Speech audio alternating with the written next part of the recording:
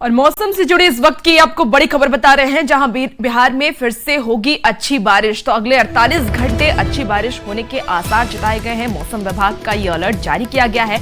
कुछ जिलों के लिए अलर्ट जारी किया गया है। आपको बता दें कि ठंडा को लेकर भी चेतावनी मौसम विभाग की तरफ से दे दी गई है। तो आपको इस वक्त की ये बड़ी खबर बता रहे हैं, बिहार में फिर से अच्छी बारिश होने के आसार जताई जा रही है। अगले 48 घंटे तक अच्छी बारिश होगी, ऐसा मौसम विभाग का कहना है। वहीं मौसम विभाग ने इसे लेकर के अलर्ट भी जारी कर दिया है। कुछ जिलों के लिए यह अलर्ट जारी किया गया है और ठंडा को लेकर के भी चेतावनी मौसम विभाग की तरफ से दे दी गई है।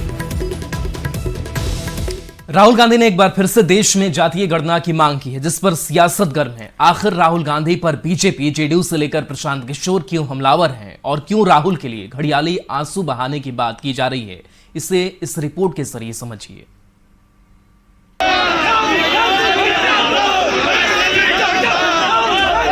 हमारे लिए सिर्फ गिनती नहीं है, जातीय जनगणना हमारे लिए पॉलिसी फ्रेमवर्क है। राहुल गांधी ने प्रयागराज में संविधान विषय पर एक कार्यक्रम में देश में फिर से जातीय गणना की मांग की तो सियासत बेहद गर्मा गई। केंद्रीय कपड़ा मंत्री गिरिराज सिंह ने राहुल गांधी पर पलटवार करते हुए कहा कि राहुल गांधी जातीय गणना की मांग तो उठा रहे हैं, लेकिन अपनी जाति नहीं बता रहे। गिरिराज ने राहुल गांधी पर बेतुकी सियासत करने का आरोप भी लगाया। राहुल गांधी अब धर्म तो बता ही नहीं रहे हैं, इनका किस कास्ट में आएगा, अपना भी बताना चाहिए ना। समय पर जो कास्ट सेंसस होना है होगा, नौटंकी से नहीं होगा। तो केंद्रीय मंत्री लल्लन सिंह ने भी राहुल गांधी पर हमला बोलते हुए कहा कि राहुल जी को ये समझना होगा कि बिहार में जातीय गणना नीतीश कुमार ने कराई, पर राहुल जी ने कभी बिहार सरकार की तारीफ नहीं की। कास्ट सेंसस के नाम पर वे सिर्फ घड़ियाली आंसू बहाते हैं। जब हम लोग एनडीए में नहीं थे, कभी राहुल गांधी जी ने बिहार में जो जातीय गणना हुई उसका कभी उन्होंने प्रशंसा किया? नहीं किया। तो ये घड़ियाली आंसू वो बहाते हैं, वो जनता को भ्रमित करने के लिए एक स्लोगन देते हैं। जातीय गणना पर जारी सियासत के बीच जन स्वराज के संयोजक प्रशांत किशोर ने भी राहुल गांधी पर निशाना साधा। प्रशांत ने कहा कि केवल जातीय गणना करवा लेने से दलितों और पिछड़ों की स्थिति नहीं सुधरेगी। राहुल कांग्रेस शासित राज्यों में जातीय गणना क्यों नहीं करवाते? ये जो राहुल गांधी बता रहे हैं ऐसा कोई पनिसिया है नहीं। चलिए मान लीजिए अब उनको अक्ल आया है, अब उनको समझ में आई है बात, तो जनगणना जिन राज्यों में कांग्रेस की सरकार है, तेलंगाना में है, कर्नाटक में है, हिमाचल में है, वहां पर करके गरीबी दूर कर ले। देश में जातीय गणना को लेकर सियासत लोकसभा चुनाव से पहले ही गर्म है। इंडी गठबंधन के नेता और खासकर राहुल गांधी लगातार इस बात की मांग करते रहे हैं कि देश में कास्ट सेंसस हो, पर एनडीए के नेता विपक्ष पर जातीय उन्माद फैलाने और मतलब की सियासत करने का आरोप लगा रहे हैं। न्यूज 18 के लिए पटना से धर्मेंद्र और अमित कुमार के साथ ब्यूरो रिपोर्ट। चिराग पासवान ने जातीय गणना का समर्थन किया है। रांची में चिराग पासवान ने कहा कि उनकी पार्टी चाहती है कि जातीय गणना हो, क्योंकि जातियों की गणना से योजनाओं को लागू करने में आसानी होगी। देखिए, मेरी पार्टी ने अपना रुख इसको लेकर हमेशा से स्पष्ट रखा है कि जातीय जनगणना का पक्षधर लोक जनशक्ति पार्टी रामविलास है।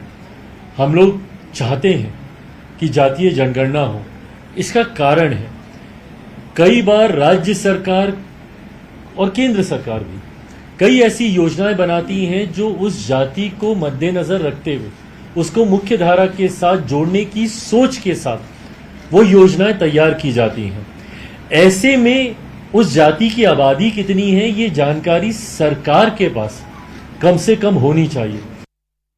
प्रधानमंत्री नरेंद्र मोदी ने महिलाओं के खिलाफ बढ़ रही हिंसक घटनाओं को लेकर बड़ा बयान दिया है। महाराष्ट्र के जलगांव में एक कार्यक्रम में प्रधानमंत्री मोदी ने साफ किया कि महिलाओं के खिलाफ अपराध अक्षम्य पाप है और इन मामलों में जिस भी स्तर पर लापरवाही होती है, सबका हिसाब होना चाहिए।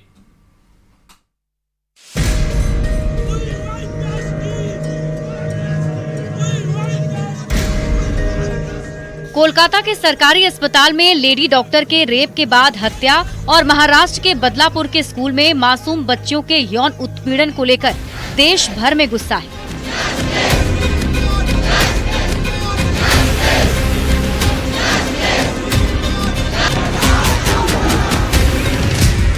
इस बीच प्रधानमंत्री नरेंद्र मोदी ने बड़ा बयान देते हुए कहा कि महिला अत्याचार अक्षम्य पाप है। इसके आरोपियों पर कड़ी से कड़ी कार्रवाई होनी ही चाहिए। पीएम मोदी ने महाराष्ट्र के जलगांव में 11 लाख नई लखपति दीदियों को सम्मानित करने के लिए आयोजित कार्यक्रम में ये बात कही।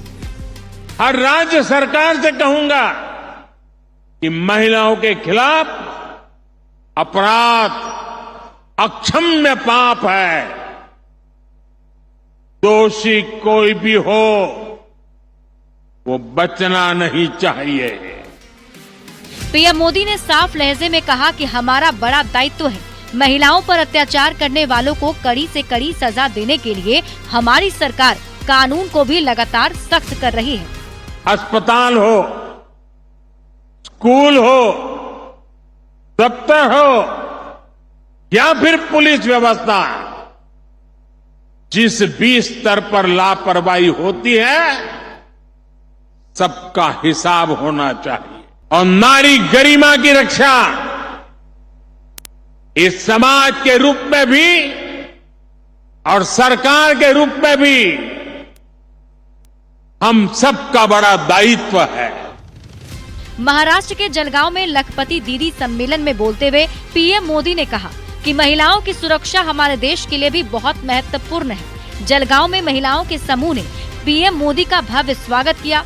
लखपति दीदी बनाने की योजना की शुरुआत से अब तक 1 करोड़ महिलाएं इससे जुड़ चुकी हैं। सरकार ने 3 करोड़ लखपति दीदी बनाने का लक्ष्य रखा है।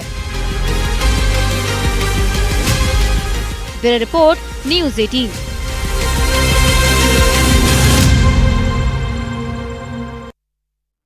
और अब खबर भागलपुर से, जहां नवगछिया के बुद्धूचक में बिंद टोली बांध टूटने से आसपास के इलाके में पानी भर गया। इससे आम जन जीवन काफी अस्त व्यस्त हो गया है। लगातार पानी निचले इलाकों में फैल रहा है। भागलपुर जिला प्रशासन की ओर से बांध के टूटे हुए हिस्से की मरम्मत की जा रही है। बता दें आपको कि 44 करोड़ की लागत से इस बांध का निर्माण किया गया था और इस साल 15 करोड़ रुपए मरम्मत के नाम पर खर्च किए गए थे। 8 नंबर के डाउन स्ट्रीम में भी हल्का कटान शुरू हुआ है, तो वहाँ भी अभियंताओं को भेजा गया और सामग्री। पुलिस अधीक्षक महोदय वहाँ स्वयं पहुँच गए। हम लोग 9 नंबर पर है, पुलिस अधीक्षक महोदय 8 नंबर पर गए और वहाँ भी कुछ दिन पहले भी काम हुआ था, वहाँ भी काम जारी है। और जो 7 और 8 के बीच में जो कटाव है, उस कटाव स्थल पर दोनों तरफ से जो कटाव का जो छोर है उसको सुरक्षित कर लिया गया है और आगे भी उसको मजबूती देने का कार्य किया जा रहा है। भागलपुर नवगछिया का बिंद टोली बांध 20 अगस्त को तेज दबाव के कारण ध्वस्त हो गया था, जिसके बाद से निचले इलाकों में बाढ़ जैसे हालात उत्पन्न हो गए थे। अब भागलपुर जिला